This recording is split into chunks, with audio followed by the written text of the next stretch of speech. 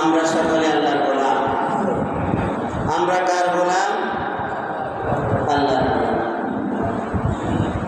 আল্লাহ রাব্বুল আলামিন তার গোলামদের মধ্যে যারা মুত্তাকি তাদেরকেই সবচেয়ে বেশি ভালোবাসে। আল্লাহর কাছে কে ধনীর ছেলে, কে গরিবের ছেলে, কে রাজার ছেলে, কে প্রজার ছেলে, কে কালো, কে সুন্দর, কে লম্বা, কে বেটে, কে লিঙ্গহীন, কে মোটাসোটা, এটা বিবেচ্য বিষয় নয়। আল্লাহর কাছে সবচেয়ে সম্মানিত সেই ব্যক্তি তাকওয়ার দিক থেকে সমৃদ্ধ যে ব্যক্তি।